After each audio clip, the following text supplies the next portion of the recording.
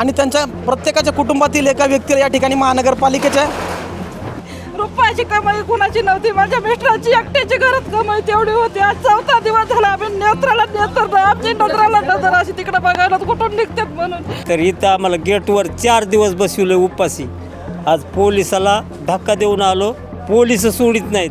की जेव्हा पाणी प्रॉपर जेव्हा मुरतं तर पाणी जाण्यासाठी कुठे ते तुम्हाला एक सोर्सेस निर्माण करणं गरजेचं आहे. ते सायंटिफिक सोर्सेस यांनी निर्माण नाही केले, त्यामुळे हे जेव्हा पाणी खाली हे गेलं त्यामुळे तो हा ढासळलेला आहे. बुधवारी म्हणजे 8 जुलै 2026 रोजी दुपारी 1:15 वाजता कचऱ्याचा डोंगर एका प्रशासकीय इमारतीवर कोसळला आणि त्याच्यामध्ये 17 कर्मचारी अडकले. आता त्या घटनेला 72 तास होत आले आहेत आणि सोबतच 5 ते 6 कर्मचारी अजूनही इथे अडकलेले आहेत.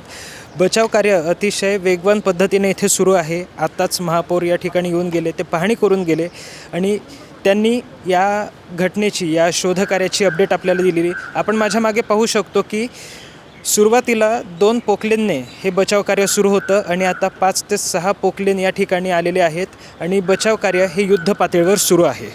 घटनास्थळी कधी आला तुम्ही? घटनास्थळी कधी आला? म्हणजे परवा जी घटना घडली, परवा माझी घटना घडली आम्हाला दुसऱ्या दिवशी कळलं, तेव्हा एस टीने प्रवेश केला. मी दुसऱ्या दिवशी आलो मी. तर इथं आम्हाला गेटवर 4 दिवस बसवलं उपाशी. आज पोलिसाला धक्का देऊन आलो, पोलिस सोडित नाहीत. खालच्याला वरून सोडित नाहीत आणि वरच्याला खालून सोडित नाहीत. हे काय गुन्हा केला आहे? ह्या गोरगरिबांनी काय गुन्हा केला आहे? बिगर राणा पाण्याच्या 4 दिवस माणसात माझे 25 माणसात मोजून दाखवू. प्रशासनाने काहीच काळजी किंवा असं काहीच घेतलं नाही, म्हणजे पाणी देणं किंवा पाणीसुद्धा नाही माणसाला, काही नाही. पदरून मिळून तवा खायचं, नाही तर कुठून खायचं. 2 मुलं 2 मुली. एक मुलीचं लग्न झालं व मुलं शिकत होते, त्याच्या जीवावर इथं काम करीत होता आणि इथून त्याच्या जीवावर जगत होते. आता काय करणार ते? त्यांना मागणी काय नाही, त्यांना फक्त नोकरी मिळायला पाहिजे. काय करायचं? माझ्या मुलीचं शिक्षण, माझ्या मुलांचं, माझी मुली लग्नाला आल्या तर मी काय करायचं त्याच्यामध्ये?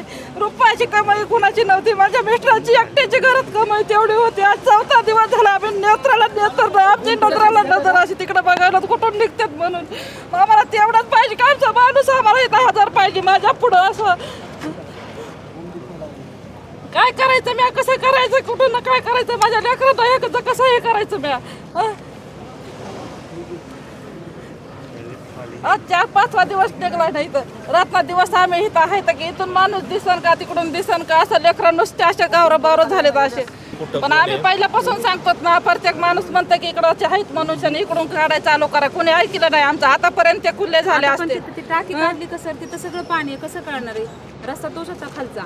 नाही दिसल सगळं आपल्याला. 4-5 वाजेपर्यंत वाट बघा. आता पाऊस नाही आहे ना, त्यामुळे सगळं स्पष्ट होईल. फक्त तो स्लॅब काढू द्या.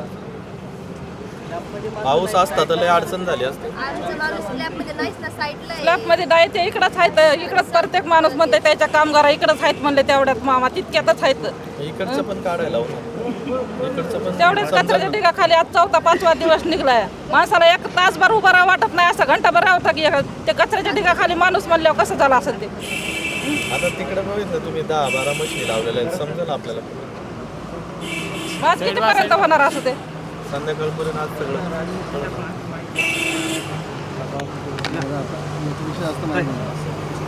तुमचं नाव काय? माझं नाव सुनीता वामन कसबे. वॉचमॅन होते ना? संजय नाही, नाही. नगरला ना सफाई काम करीत होते. सफाई कामगार. किती वर्षापासून काम करतो? आता 5 वर्ष झालं. 5 वर्ष. वामन कसबे ना? किती वय त्यांचं? वय 45 ते 50. 2 दिवसाआधी जी काही दुर्घटना घडली तर याच्यावर अनेक ठिकाणी महापालिकेच्या चुका अधोरेखित होत आहेत. तर याविषयी तुम्ही काय सांगाल? या ठिकाणी मी सर काही चुका सांगतो. एक नागरिक आणि आम आदमी पार्टीकडून आम्ही काही पाहणी केलेली आहे. या पाहणीमध्ये काही आम्हाला दोष आढळलेले आहेत. पहिले म्हणजे इथं फायर सेफ्टी, म्हणजे काही फायर सेफ्टी, नंतर PP किट. आत नाही का, आज जे 8 लोक जे अडकलेत ते ॲक्च्युली ढिगाऱ्यामुळं मृत्युमुखी पडलेत का त्या मिथेन वायूमुळं त्यांना प्रॉब्लेम झालेला आहे तेही माहीत नाही. म्हणजे काय की इथं जो मास्क देणं गरजेचं आहे मिथेन वायूपासून आणि बाकी ह्याच्यापासून जो गॅस आहे जो मृत्युमुखी पडत होतो त्यांना प्रॉपर तिथं मास्क दिले असते तर त्यांचा जीव वाचला असता. पण तिथं बेसिक जी इन्फ्रास्ट्रक्चर पाहिजे महानगरपालिकेकडून ते तिथं प्रोव्हाइड नव्हतं. दुसरी गोष्ट काय की हे जो ढिगारा होतो ढिगाऱ्यापासून आहे का किती मीटरवर ही इमारत बांधणं हे बंधनकारक आहे किंवा किती हे नियम पाळले गेलेत नाही. हे स्वतः महानगरपालिकेच्या अधिकाऱ्यांनी नाही का नियम मोडलेले आहेत आणि ढिगाऱ्याच्या जवळ बिल्डिंग परमिशन दिलेली आहे. मग ज्यांनी ही बिल्डिंग परमिशन दिलेली आहे किंवा बिल्डिंग परमिशन कंप्लीशन सर्टिफिकेट दिलेलं आहे ते प्रमुख आरोपी आहेत इथं. दुसरी गोष्ट काय की या ठिकाणी नाही का हा जो कचरा असतो कचरा जेव्हा आपण कुठे टाकतो त्या कचरा टाकल्यावर नाही का तो प्रॉपर पुश करणं गरजेचं असतो तो दाबणं गरजेचं आहे. कारण का माहिती आहे का या ठिकाणी नाही का जेव्हा पूर्ण डोंगरात पाऊस पडतो आहे पाऊस पडल्यानंतर नाही का जे पाणी निचरा होणं गरजेचं आहे प्रॉपर ड्रेनेज सिस्टम असणं गरजेचं आहे. तिथं प्रॉपर ड्रेनेज सिस्टम नाही. तुम्ही बघा अक्षरशः नाही का रस्त्याच्या कडेने सगळं पाणी वाहते. म्हणजे काय की जेव्हा पाणी प्रॉपर जेव्हा मुरतं तर पाणी जाण्यासाठी कुठे ते तुम्हाला एक सोर्सेस निर्माण करणं गरजेचं आहे. ते सायंटिफिक सोर्सेस यांनी निर्माण नाही केले त्यामुळे हे जेव्हा पाणी खाली हे गेलं त्यामुळे तो हा ढासळलेला आहे. तर ही पूर्ण असं जबाबदारी महानगरपालिकेची आणि या ठिकाणी महानगरपालिका लक्षात ठेवा जबाबदार झटकते. बरेच काही कामगार आहेत जे खाजगी हॉस्पिटलमध्ये ॲडमिट आहेत त्यांचा पूर्ण दवाखान्याचा खर्च सगळा खर्च हा महानगरपालिकेने उचलणं गरजेचं आहे. पण आत्तापर्यंत महानगरपालिका असं लेखी आश्वासन कुठे देत नाही आहे. तर आम्हाला एवढीच कळकळीची विनंती इथल्या कामगारांना कर्ज काढायची गरज नाही पडली पाहिजे घरातलं सोनं विकायची गरज पडली नाही पाहिजे. ही परिस्थिती महानगरपालिकेने त्यांच्या आणली नाही पाहिजे एवढी आमची कळकळीची महानगरपालिका विनंती आहे. आणि जोपर्यंत ह्या आमच्या मागण्या मान्य होत नाही तोपर्यंत आम्ही पाठपुरावा करणार आहे. जमलंच तर आम्ही तिथं आंदोलन पण करणार आहे.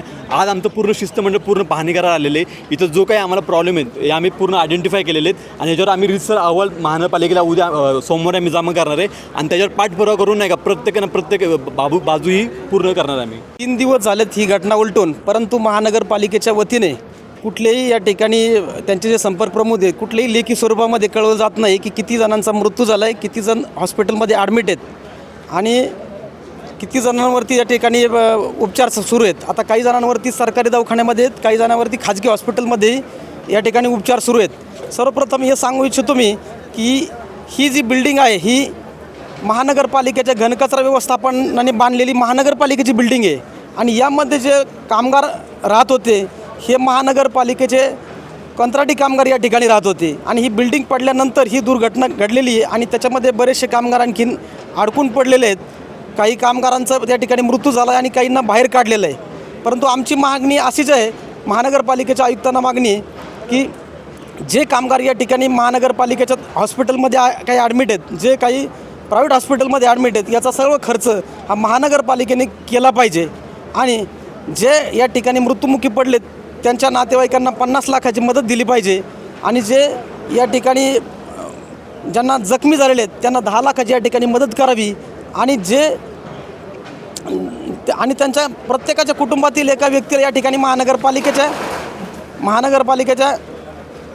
कामगार म्हणून त्या ठिकाणी कायमस्वरूपी कामावरती घेतलं पाहिजे अशी आमची महानगरपालिकेच्या आयुक्तांना मागणी आहे आणि ही त्यांनी लेखी स्वरूपामध्ये या ठिकाणी दिली पाहिजे हीच या ठिकाणी आम्ही महानगरपालिकेला मागणी करत आहोत. जे अधिकाऱ्यांनी बांधकामाला परमिशन दिलं असेल त्या अधिकारी जेवर अजून FIR रजिस्टर झालेला नाही पोलीस स्टेशनमध्ये महानगरपालिकेच्या वेबसाईटला डिक्लेअर नाही किती लोकांचा मृत्यू झालं आहे किती लोकांचं काय झालेलं आहे कुठं कोणाचा इलाज चालू आहे. आणि जे पण आमची आम आदमी पार्टीची 4 मागणी आहे की जे मृत्युमुखी झालेला असेल त्याला महानगरपालिकेने 50 लाखाचा घोषणा डिक्लेअर करावी आणि जे जखमी झालेला असेल तर त्याला 10 लाखाची घोषणा करावी महानगरपालिकेने. आणि जे मृत्यू झालेलं कुटुंबातलं जे कमवणारा माणूस असेल तो माणूस मेल्यानंतर कोणाला फॅमिली मेंबरला महानगरपालिकेने सरकारी नोकरी द्यावी. आणि या घटनेवर पण आज 72 तास होऊन पण डोंगरामधून 24 लोक यांना काढता आलेले नाही. भविष्यामध्ये परत अशी घटना नाही व्हावी म्हणून गुन्हे दाखल होणं खूप महत्त्वाचं आहे.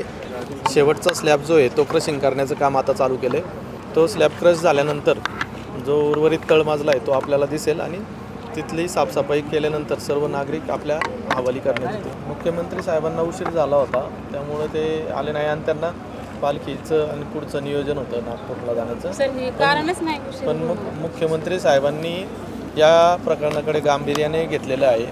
जे मृत व्यक्ती आहेत किंवा जे पीडित कुटुंब आहेत त्या सर्व कुटुंबांना मनापासून मदत करण्याची त्यांनी निर्देश दिलेले आहे. पालिका प्रशासन असेल, महाराष्ट्र प्रशासन असेल किंवा अँटनी जो ठेकेदार आहे इथला, त्याच्याकडे जे कर्मचारी आहेत, या सर्वांनी आर्थिक तर मदत करायचीच आहे, परंतु त्या कुटुंबात जे विद्यार्थी आहेत, लहान मुलं आहेत, त्या मुलांच्या शिक्षणाचा सर्व खर्च करायचा आहे. आणि या कचऱ्याचा जो एकच साठा आपल्या संपूर्ण शहरात होतो, त्यासाठी अधिक प्रोसेसिंग प्रक्रिया फास्ट करावी लागेल, कारण शहर खूप मोठ्या प्रमाणावर वाढत आहे आणि पुढे अशा दुर्घटना घडू नये म्हणून बायो मायनिंग प्रोसेस असेल किंवा वेस्ट टू एनर्जी प्रोसेस असेल, ही अत्याधुनिक करून या कचऱ्याची विल्हेवाट लावण्याची गरज आहे, असे साहेबांनी सांगितलं. कोण कोण एजन्सी किती किती लाख रुपये देणार आहे मृतकांच्या परिजनांना, आणि त्याचबरोबर पहिला ह्या प्रश्न उत्तर द्या. माझा प्रश्न अँटनी जे आहेत, जे कॉन्ट्रॅक्टर, ते 25 लाख रुपये प्रत्येकी देणार आहे.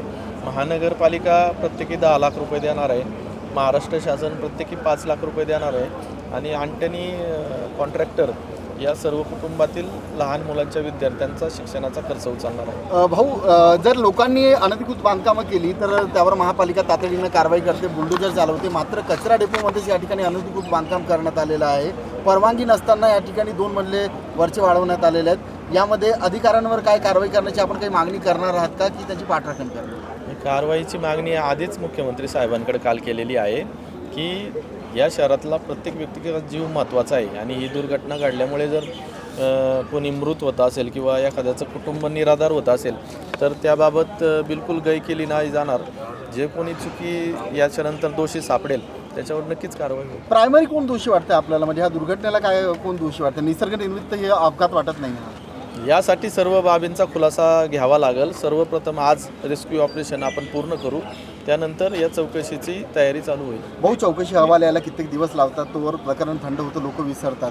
असं न होता यामध्ये खरंच जे दोषी आहेत त्यांच्यावर कारवाई करण्यासाठी आपण काही पुढाकार घेणार का?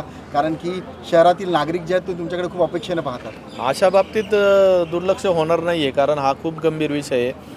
आता आपण पाहिलं 23 लोक या दुर्घटनेत पीडित झाले होते. मी सर्व जखमी व्यक्तींनासुद्धा भेटून आलो आहे ज्या हॉस्पिटलमध्ये ते ॲडमिट होते आणि मृत व्यक्तीच्या कुटुंबांशी पण बोलतो आहे. तर अशा बाबतीत दुर्लक्षित होणं हे म्हणजे आपलं कर्तव्य सोडून वागणं होईल. जे काही सत्य आमच्यासमोर बाहेर येईल त्यानुसार नक्कीच चांगली कारवाई करा. रेस्क्यू कामामध्ये दिरंगाई झालं असं म्हटलं दिले जातं. होते की प्लॅन धोकादायक आहे, इथून मिथेन वायू येतोय, तर ह्याच्यावर 1.5 वर्ष झालं आपल्याकडनं दुर्लक्ष केलं जातं. तर कशा पद्धतीने प्रशासन काम करतं आहे? तुमचं लक्ष नाही आहे का? हे एवढ्या दुर्घटना झाल्यानंतरच तुम्ही जागे होणार आहेत का? काय आहे बद्दल? नाही, तसे नाही आहे परिस्थिती. आत्ता जेव्हा एवढी मोठी दुर्घटना घडली तर आपल्या सर्वांचं कर्तव्य आहे सर्वप्रथम यांच्या सर्व नातेवाईकांच्या भावनांचा विचार करावा. त्या नागरिकांना आपण बाहेर काढू, परंतु याच्यात कुणालाही माफी दिली जाणार नाही. जे कोणी चुकीचं असेल ते कचरा प्रोसेसिंगमध्ये असेल, मिथेन गॅस असेल किंवा दुसरे प्रकल्प असतील, या बायो मायनिंग असेल, जिथं जिथं चुकीचं घडलं आहे तिथं चौकशी करून त्यानुसार कारवाई करावी.